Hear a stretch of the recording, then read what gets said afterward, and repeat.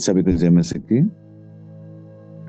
प्रिय, हम सब लोग वचन को ध्यान करेंगे। हमारे बीच में आज राम सिंह ब्रदर हैं। वचन को बांटेंगे। मैं समय को भी ब्रदर को देना चाहता हूँ। सर जय मसीह। जय मसीह ब्रदर, स्टार्ट कीजिएगा। जी सर। जो मीटिंग में जुड़े हुए सभी भाई बहनों को जय मसीह। आइए हम वचन में जाने से पहले छोटा सा प्रार्थना करेंगे। धन्यवाद प्यारे पिता परमेश्वर, सुंदर सा दिन दिखाया पिता परमेश्वर, रात में अच्छा मीठा नींद दिया उसके लिए धन्यवाद करते पिता परमेश्वर। अभी तक सभी भाई बहनों को संभाल कर प्रभु जी जो मीटिंग में लाने के लिए बैठने के लिए मदद किया उसके लिए धन्यवाद करते प्रार्थना करते पिता परमेश्वर। आज के लिए पिता परमेश्वर प्रभु जी जो वचन होने जा रहा है पिता परमेश्वर और सभी को समझने में प्रभु जी आप समझ दीजिए पिता परमेश्वर। सहायता करिए प्रभु जी, हम प्रार्थना करते हैं प्रभु जी। जितने बीमार है प्रभु जी वो वचन को सुनकर प्रभु जी चंगाई पाए प्रार्थना करते हैं। सारी आदर में आपको देते हुए प्रार्थना प्रभु यीशु मसीह के मधुर मीठे नाम से मानते हैं, आमीन। आइए आज हम देखेंगे यिर्मयाह उसका 2 अध्याय 1 से लेके 37 पद तक। अभी हमने कल देखा कि यिर्मयाह 1 अध्याय देखा। अभी आज हम देखेंगे 2 अध्याय को देखेंगे। परमेश्वर कैसे यिर्मयाह को बुलाते हैं कि मेरा संदेश और इस्राएलियों को और यहूदा को और यरूशलेम को क्या करो, संदेश दो। परमेश्वर यिर्मयाह भविष्यवक्ता क्या करता है, भविष्यवाणी करता है इस्राएलियों लोगों के लिए। इसमें हम देख सकते हैं पहला दूसरा अध्याय 1 पद से लेकर 3 पद तक हम क्या देख सकते हैं, परमेश्वर द्वारा इस्राएलियों की देखभाल। इसमें परमेश्वर जो है ना उसको इस्राएलियों लोगों ने भुला दिया है और उसका यहाँ तक भुला भी दिया है और अपमान भी किया है परमेश्वर का। यहाँ पर हम देख सकते हैं कि पढ़ेंगे, पहला पद पढ़ेंगे इस 1 पद से 3 पद तक। यहोवा का वचन मेरे पास पहुंचा और जा यरूशलेम में पुकार कर यह सुना दे, यहोवा यह कहता है, तेरी जवानी का स्नेह और तेरे विवाह के समय का प्रेम मुझे स्मरण आता है कि तू कैसे जंगल में मेरे पीछे पीछे चली, जहाँ भूमि जोती बोई न गई थी। इस्राएल यहोवा के लिए पवित्र और उसकी पहली उपज थी। उसे खाने वाले सब दोषी ठहरेंगे और विपत्ति में पड़ेंगे। यहोवा की यही वाणी है। यहाँ पर हम देख सकते हैं 1 पद से 3 पद तक। यहाँ पर परमेश्वर क्या कर रहा है, परमेश्वर इसराइल लोगों का देखभाल कर रहा है। इसमें इसराइल जो है उसको यहाँ पर दुल्हन बताया गया है और जो परमेश्वर उसको दुल्हा बताया गया है। परमेश्वर बोल रहे हैं कि जब मैंने तुम्हें मिस्र से लेकर आया, विवाह करके लेके आया, उस समय तेरा प्रेम बहुत अच्छा था, बहुत अच्छा था। जंगल में मैंने तुझे लेकर आया, मेरे पीछे पीछे चली, थोड़ा कुड़कुड़ाया, लेकिन ऐसा पति पत्नी में ऐसा बहुत बार होता है, थोड़ा कुड़कुड़ाहट होता रहता है थोड़ा। लेकिन आज के दिन यह इस अध्याय में क्या हो गया है ना, परमेश्वर को इसराइल लोग ऐसा भूल गए हैं, उनकी तरफ क्या कर लिया है, पीठ कर लिया है, ऐसा मुंह मोड़ लिए हैं, जैसा हम इसमें आज देखेंगे।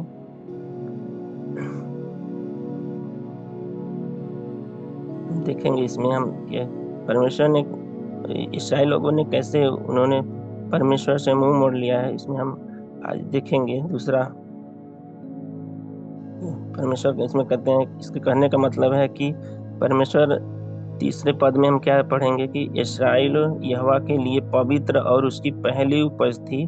उसे खाने वाले सब दोषी ठहरेंगे और विपत्ति में पड़ेंगे। यहोवा की यही वाणी है। यहोवा की यही वाणी है, अर्थात परमेश्वर ने इन लोगों का देखभाल कर रहा है कि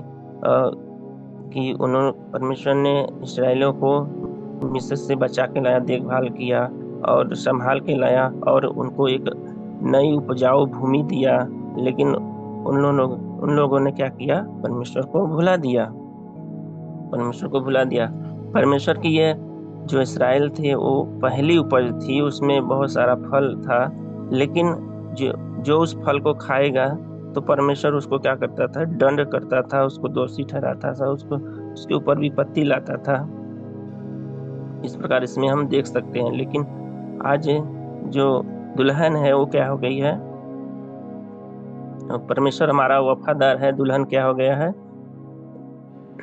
वफादार नहीं है, वो बेवफा के जैसा हो गया है। वो परमेश्वर को भूल गए हैं, परमेश्वर की तरफ ताकना भी नहीं चाहते, ऐसा वो हो गए हैं। अभी हम देखेंगे, दूसरा हेडिंग है इस्राएल का पाप। वो 2 अध्याय 4 से लेके 8 तक है। इसमें 4 से लेके 8 पद तक है।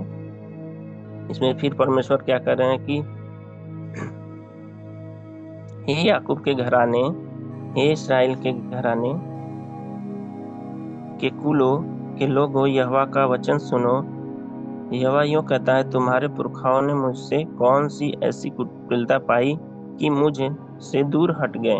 अर्थात इसमें परमेश्वर फिर कह रहा है, इसराइली लोगों से कह रहा है कि तुमने मुझ में कौन सी कुटिलता पाई, कौन सा ऐसा काम देखा कि तुमने मुझे छोड़ दिया। मैंने तुझे यहाँ तक ये याद नहीं किया कि मैंने तुम्हें मिस्र से छुड़ा के लाया, जंगल में रास्ता दिखाया, रेत गड्ढों में से बचा के लाया, निर्जल भूमि से बचा के लाया, अंधकार के देश से बचा के लाया, जहाँ कोई मनुष्य नहीं जाता आता था, वहां से तुझे बचा के लाया, लेकिन फिर भी तू मुझे भूल गई है। परमेश्वर इसमें कहना चाहता है कि भविष्यवक्ता यिर्मयाह के द्वारा कि तुमने कौन सी ऐसी कुटिलता हो गई है कि तुम मुझे छोड़ दिए हो।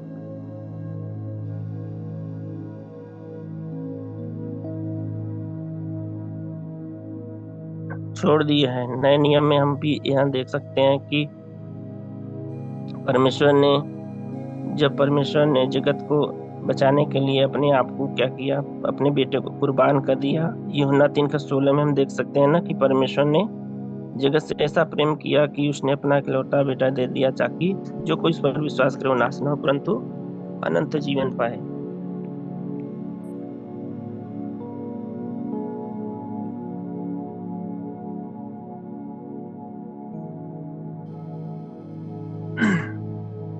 अनंत जीवन पाए। लेकिन लोगों ने क्या किया? परमेश्वर को छोड़ दिया। परमेश्वर ने अपने लोगों के लिए अपना प्राण दिया, लेकिन उन्होंने क्या किया? अपने लोगों ने क्या किया? छोड़ दिया। पर अपने लोगों ने नहीं पहचाना, फरीसी शास्त्रियों ने नहीं पहचाना। उन्होंने क्या किया? उनको छोड़ दिया। इसमें हम देख सकते हैं। अभी हम तीसरे हेडिंग में देखेंगे, अपने लोगों के विरुद्ध परमेश्वर का मुकदमा।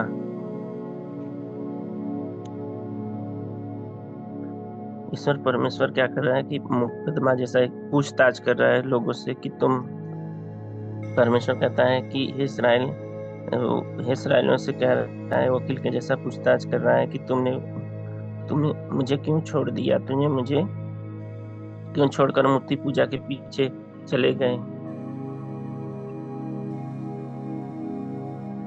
परमेश्वर कहता है कि तुम इस्राएलियों से तुम तो इस्राएल हो, लेकिन तुम तो मूर्ति पूजकों से भी बहुत क्या है, खराब हो। मूर्ति पूजक तो अपने बाल देवताओं की क्या करते हैं? सेवा अच्छे से करते हैं, लेकिन वो क्या करते हैं कि वफादार के साथ सेवा करते हैं, वो किसी और दूसरे देवता के पास नहीं जाते। लेकिन तुमने क्या किया? मुझको छोड़ बाल देवताओं के पास चले गए, जो कि न देख सकते हैं, न बोल सकते हैं, न फिर सकते हैं, न बातें कर सकते हैं। ऐसे लोगों के पास तुम चले गए हो। परमेश्वर क्या कर रहा है? मुकदमा कर रहा है। इसमें हम 9 पद से 13 पद तक में देख सकते हैं और और हम 11 और 12 पद में क्या देख सकते हैं कि परमेश्वर कहता है कि तूने मेरी महिमा से देवताओं को दे दिया है, फिर भी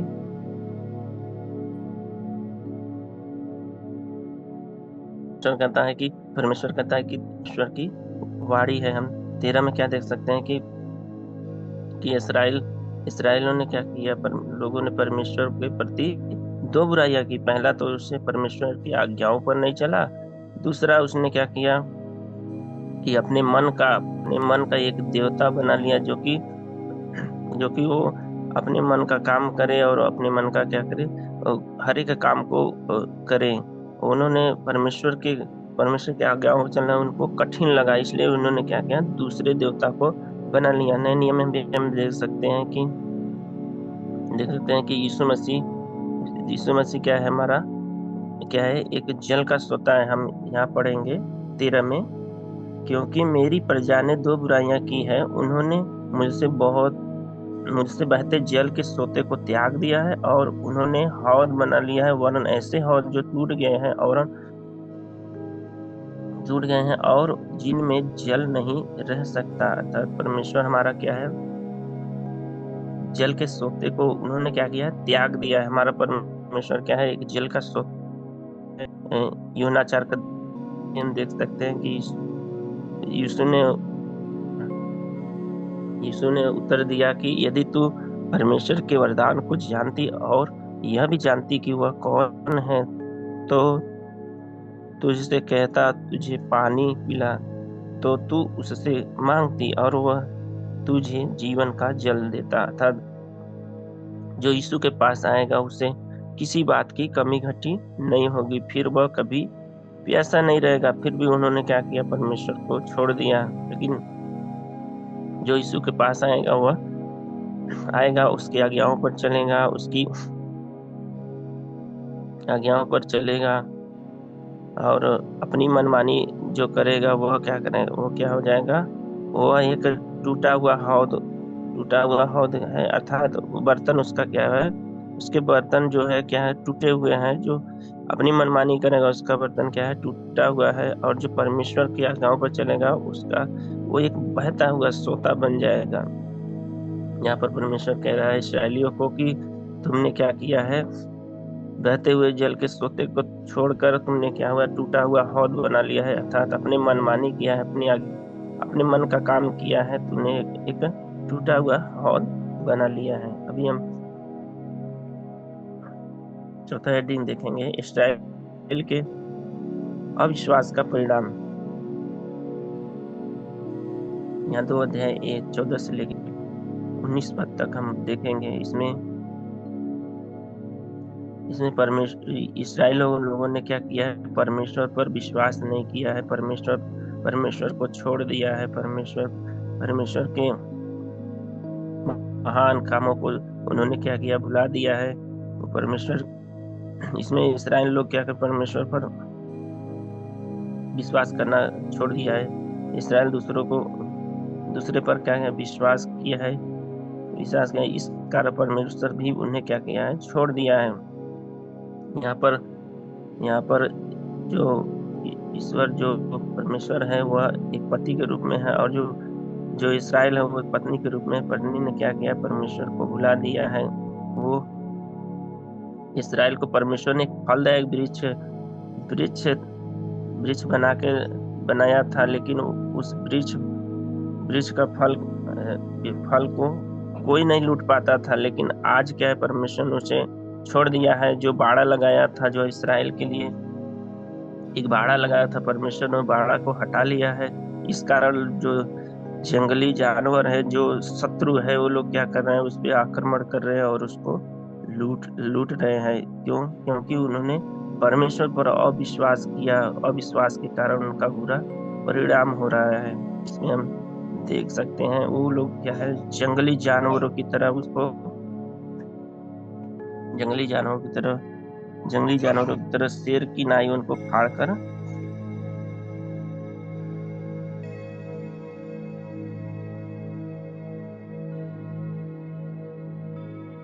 उनको शेर की नाई फाड़ कर खा जा रहे हैं।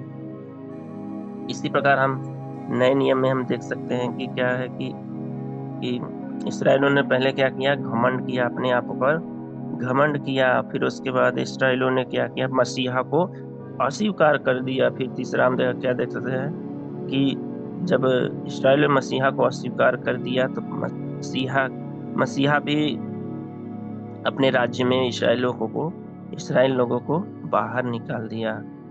हम क्या देख सकते हैं पहले कि इसराइल ने घमंड किया। हम लूका 13 का 6 से 19 में हम देखते हैं कि एक फल रहित अंजीर के पेड़ को दृष्टांत को देख सकते हैं। यहाँ पर जो फल रहित अंजीर का पेड़ है उसमें क्या है कि उसमें एक मालिक ने उस पेड़ को लगाया, लेकिन उसमें फल नहीं आया। जो देखभाल कर रहा था उससे स्वामी ने बोला कि उसको काट दो, लेकिन देखभाल करने वाले ने बोला कि नहीं, इसे अभी और 1 साल रहने दो, मैं इसमें खाद दूंगा, थोड़ा पानी दूंगा और अच्छे रीति से इसका का काश फिर से इसमें क्या हो, इसमें काश फिर क्या हो, फल आए आए। लेकिन परमेश्वर हमें इसमें हम क्या सीख सकते हैं कि परमेश्वर हमें सुधरने का मौका दे रहा है, लेकिन लोग सुधर नहीं रहे हैं, ऐसा इसमें हम देख सकते हैं। और लूका 13 का 24 में भी देख सकते हैं कि मुर्गी और चूजों का उदाहरण, जैसे कि परमेश्वर 13 का 24 में हम जब पढ़ेंगे ना, यहाँ पर परमेश्वर चाहता है कि इसराइलियों को, यहूदा को और यरूशलेम को, कि अपन जैसे मुर्गी अपने बच्चों को पंखों तले छिपा कर रखती, संभाल कर, परमेश्वर चाहता है, लेकिन वो उस लायक नहीं है। वो परमेश्वर के भक्तों को क्या कर पथराव से मार दे रहे हैं, पथराव करके मार दे रहे हैं। ऐसा वो इस लायक नहीं। परमेश्वर चाहता है, परमेश्वर हमारा दयालु है, वह तरस खाने वाला है। वो चाहता है कि मेरा बेटी बेटा वापस आ जाए, लेकिन वो आना नहीं चाहते। इस अध्याय में हम देख सकते हैं। और उन्होंने, इसराइल ने मसीहा को अस्वीकार कर दिया। लूका 14 का 15 से 24 में भी देख सकते हैं। बड़े भोज का दृष्टांत में भी परमेश्वर ने एक भोज बनाया, एक स्वामी ने भोज बनाया, जो कि अपने लोगों को न्योता दिया था, लेकिन कोई नहीं आया। तो वहां पर अर्थात इसराइलियों ने मसीहा को क्या किया, मसीहा के भोज को अस्वीकार कर दिया। और परमेश्वर ने क्या किया, अन्य जातियों को क्या किया, वो स्वामी ने अन्य जातियों को बुलाया और वहां पर अन्य जाति लोग क्या हुए, खाना खाए। जैसे परमेश्वर का वचन में भी लिखा है ना, यूहन्ना 3 का 16 में, परमेश्वर ने जगत से ऐसा प्रेम किया कि जगत से ऐसा प्रेम किया, अर्थात सब लोगों से परमेश्वर ने ऐसा, उन्होंने पहले से ही क्या है, पहले से योजना बनाई थी कि अन्य जातियों के लिए, अर्थात यहाँ पर हम देख सकते हैं कि परमेश्वर ने अन्य जातियों को क्या है, भोजन में बुलाया। फिर उसके बाद हम मसीहा के राज्य से इसराइलियों को बाहर निकालना था। जब जो मसीहा के काम के लायक नहीं है, परमेश्वर उनको क्या करता है, बाहर निकाल देता था। जब जब इसराइलियों ने परमेश्वर को भूल गया, तो परमेश्वर भी उन्होंने क्या किया, बाड़ा हटा दिया और लोग जंगली क्या कर, अर्थात परमेश्वर भी जब जब नहीं सुधरते तो परमेश्वर भी उन्हें क्या करता है, दंड देता है, लोगों के द्वारा, दूसरों के द्वारा, दूसरे राज्य के द्वारा दंड देता है, ताकि वो फिर सुधरे। अभी हम 5:18 में देखेंगे, परमेश्वर की आराधना करने से इसराइलियों का इनकार। यहाँ पर इसराइल लोग क्या कर रहे हैं, परमेश्वर की आराधना करने से इनकार कर रहे हैं। अभी हम 2 अध्याय का 20 से लेकर 25 पद तक जब हम पढ़ेंगे तो वहां पर लिखा है, क्योंकि बहुत से समय पहले मैंने तेरा जुआ तोड़ डाला, तेरे बंधन खोल दिए, परंतु तूने कहा मैं सेवा न करूंगी, और सब ऊंचे ऊंचे टीलों पर और सब हरे पेड़ों के नीचे व्यभिचारिणी का सा काम करती रही। अर्थात यहाँ पर परमेश्वर पत्नी को बोल रहा है कि तू व्यभिचारिणी सा काम करती रही है इसराइल, तू व्यभिचारिणी सा काम करती रही, तू मैंने तो तुम्हें उत्तम जाति की दाखलता बीज करके बस लगाया था, फिर भी तू क्यों मेरे लिए जंगली दाखलता बन गई। परमेश्वर हमारा क्या है, एक दाखलता है। वो अपने स्वरूप में हम सभी को बनाया, लेकिन हम क्या हो गए, क्या है वहां पर इसराइल लोग क्या हो गए, जंगली दाखलता बन गए हैं। उनमें बुराइयां आ गई हैं, उनमें उनमें सच्चाई नहीं रह गई है। वो उन्हें अच्छाई छोड़ बुराइयां करना अच्छा लगता है, बुराइयां करना अच्छा लगता है। पर ये वचन है ना, यूना 15 का 5 में, कि मैं दाखलता हूँ, तुम डालियां हो। जो जो मुझ में बना रहता है और मैं उसमें, वो बहुत फलता है, क्योंकि मुझसे अलग होकर तुम कुछ भी नहीं। हम जब अलग हो जाएंगे, अलग होकर कोई काम करेंगे, तो हम क्या होंगे, हम हम एक जंगली दाखलता बन जाएंगे। हम एक उसमें फल नहीं रहेगा, उसमें सारी बुराइयां रहेगी। अभी हम 22 पद को देखेंगे। चाहे तू अपने अपने को सज्जी से धोए और बहुत सा साबुन भी प्रयोग करे, तो भी तेरे अधर्म का धब्बा तेरे सामने बना रहेगा, परंतु यहोवा की यही वाणी है।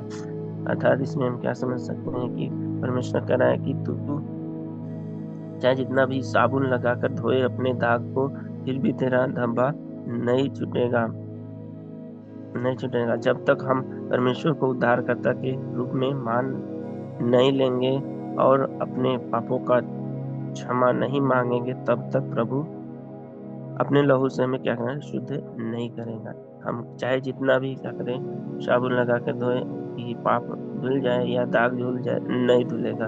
अभी हम 23, 24, 25 में हम देखेंगे कि परमेश्वर पत्नी को बोल रहा है कि तू एक साड़नी के जैसा हो गई है। तू अपने मनमानी इधर उधर चाहे जिधर घूम रही है, तू सारनी के जैसा हो गई है। 24 में क्या हो रही, तू गदही के जैसा हो गई है, तू कामुतुर हो गई है, तू सूंघती फिरती है। तू मेरे नजर में तू एक सारनी के जैसा हो गई है। तू इधर उधर घूमती है, तो अपने पाँव क्या है, नंगे हैं, तेरे पाँव नंगे हैं। तू किसी लायक नहीं है। परमेश्वर ऐसा इसमें बोल रहा है। वो लोग क्या है, इसराइल लोग परमेश्वर की आराधना करने से इनकार कर रहे हैं और वो अपनी मनमानी कर रहे हैं। परमेश्वर इसमें पत्नी को ऐसा बोल रहे हैं। अभी हम 6 पद में देखेंगे। 6 योग्य है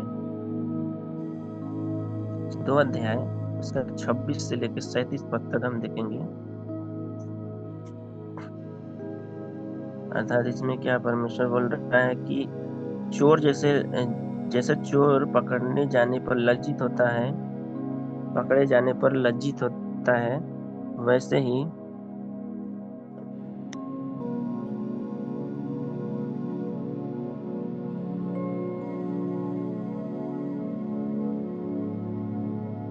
जैसे चोर पकड़े जाने पर लज्जित होता है, वैसे यहाँ पर इस्राएल की राजाओं, हाकिमों और भविष्यवक्ताएं सब लोग क्या होंगे, लज्जित होंगे। चोर चोर पकड़े जाने पर लज्जित होता है, सिर्फ पकड़े जाने पर लज्जित होता है, ये नहीं कि वो चोरी करने से लज्जित होता है, नहीं। उसी प्रकार यहाँ पर हाकिम, राजाओं, भविष्यवक्ताओं, उन्हें यह यह अफसोस हो रहा है कि हम क्या हो गए, पकड़े गए, मारे गए। ये नहीं अफसोस हो रहा है कि हम क्यों परमेश्वर को छोड़ दिए, ऐसा उनको अफसोस नहीं हो रहा है, बल्कि उनको अफसोस रहा है कि क्यों हम मारे गए, क्यों हम पकड़े गए। उन्होंने 37 और 28 में उन्होंने क्या किया कि काठ की मूर्ति बना लिया है। उन्होंने अपने लिए देवता बना लिया है, अपने लिए एक देवता बना लिया है, पत्थर की देवता बना लिया है। उन्होंने अपने लिए एक परमेश्वर, एक देवता बना लिया जो बाल देवता है। ऐसा ही हमें भी क्या कर परमेश्वर छोड़ देता है दंड पाने के लिए जब हम प्रार्थना दुआ करना छोड़ देते हैं, परमेश्वर को भूल जाते हैं, तो परमेश्वर भी हमें क्या करता है, परमेश्वर क्या करता है, दंड देता है। यहाँ पर इस्राएल लोगों को परमेश्वर क्या कर रहा है, दंड दे रहा है। अभी अभी हम 29 और 31 पढ़ेंगे। है कि तुम क्यों मुझसे वाद विवाद करते हो? तुम सबों ने मुझसे बलवा किया है, यहोवा की यही वाणी है। मैंने व्यर्थ ही तुम्हारे बेटों को ताड़ना की, उन्होंने कुछ भी नहीं माना। तुमने अपने भविष्यवक्ताओं को अपने ही तलवार से ऐसा काट डाला जैसा सींग फाड़ता है। तो यहाँ पर परमेश्वर क्या कह रहा है कि परमेश्वर कहता है कि तुमने क्या किया है, मुझसे बलवा किया है, मुझसे शिकायत किया है, मुझसे बगावत किया है। मैंने व्यर्थ ही तुम्हारे बेटों को क्या किया है, मारा है। शिक्षा के लिए मारा है। तुम्हारे अपनों ने हमें क्या किया, अपनों ने भविष्यवक्ताओं को क्या किया है, मार डाला है, सिर किनाई फाड़ कर क्या है, खा गए हैं। इसलिए हे लोगों, परमेश्वर के वचन को सुनो। परमेश्वर क्या कहता है, मैं तुम्हें अंधकार से उजाले में लाया, फिर भी तुम मुझे भूल गए हो। मैंने तुम्हें जो मिस्र में तुम गुलाम थे, जो मिस्र में तुम अंधकार में थे, मैंने तुम्हें उजाले में लाया, फिर भी तुम भूल गए हो। तुम एक जैसे एक 32 में लिखा है, जैसे जैसे कुंवारी अपने श्रृंगार या दुल्हन अपनी सजावट भूल सकती है, तो भी मेरी प्रजा ने युगों से मुझे भुला दिया है। अर्थात परमेश्वर यहाँ वचन बता रहा है कि एक कुंवारी अपना सजावट नहीं भूल सकती, लेकिन तुमने क्या किया है, मुझे भुला दिया है।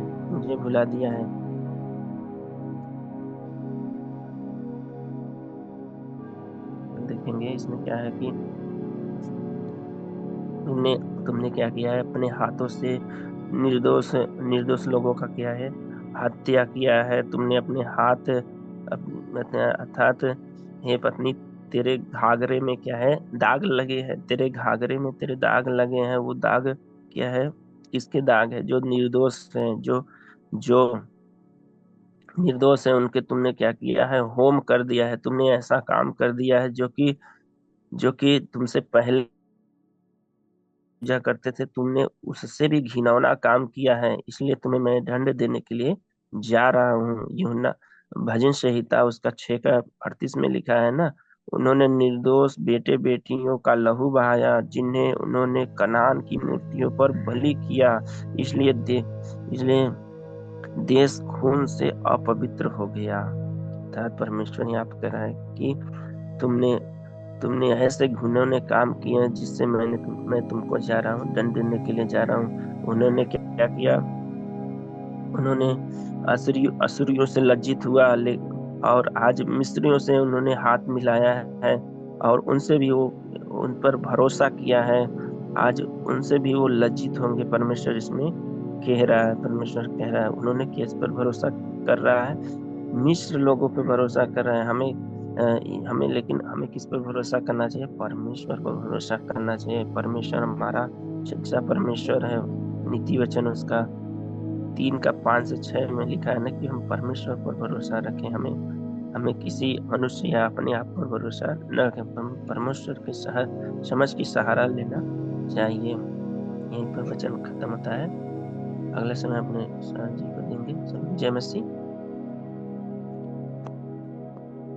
थैंक यू ब्रदर, परमेश्वर आशीष करें। हम आखिर प्रार्थना करेंगे प्रिय, सभी आंखें बंद कीजिएगा। स्वर्ग विराजमान परमेश्वर पिता, इस सुंदर समय के लिए धन्यवाद करता हूँ। इस वक्त में हम सभी लोग मिलकर तेरे वचन को ध्यान करने के लिए मदद के लिए धन्यवाद। वचन बांटे हुए ब्रदर को आशीष करना, इस ग्रुप में जितने लोग हैं सबको भी आशीष करना। सारी प्रार्थना यीशु मसीह के पवित्र नाम से विनती करते हैं पिता, आमीन। हे मेरे मन, यहोवा को धन्य कहे, जो कुछ मुझ में है उसके पवित्र नाम को धन्य कहे। हे मेरे मन, यहोवा को धन्य कहे, उसके किसी उपकार को ना भूलना, आमीन। सभी को जय मसीह की। फिर कल मिलेंगे, सोमवार को मिलेंगे।